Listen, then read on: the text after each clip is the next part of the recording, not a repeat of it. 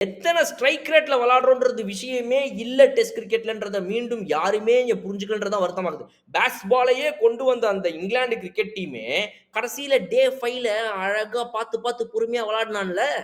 லாஸ்ட்டா அவன் அடிக்க வேண்டியது வெறும் ஒரு 100 ரன்னு. அந்த மழைலாம் வந்து நடுவுல ஒரு சின்னதா ஸ்டாப் ஆயி அதெல்லாம் போச்சு. Right okay. கடைசியில அப்ப ஒரு 60 ரன் அடிக்க வேண்டியது இருந்துச்சு. எவ்ளோ பொறுமையா பார்த்து விட்டுறக்கூடாதுடா டேய்! அப்படின்னு ஆடுனாங்க. அவங்க தானே பெரிய பேஸ்பாலு. அவங்களே கடைசியில பார்த்து பொறுமையா ஆடுனதையும் ஒரு செஷன்ல ஒரு இடத்துல பார்த்தோம்ல நம்ம. அப்ப அது எப்படி அவங்களால ஆட முடிஞ்சது?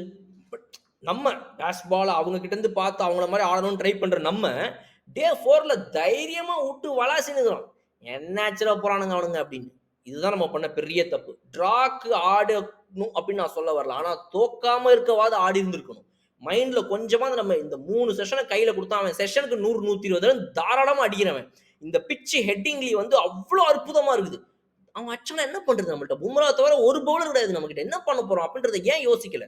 ஏன் ஒரு பேட்ஸ்மேன் கூட நின்னு பொறுமையா ஆடல? வர்றவங்கலாம் சுத்துறாங்க. 6, 4 கிடைக்குது. ஆனா அதே மாதிரி அட்டாக்கிங்ல தானே அவுட்டும் ஆவுறீங்க.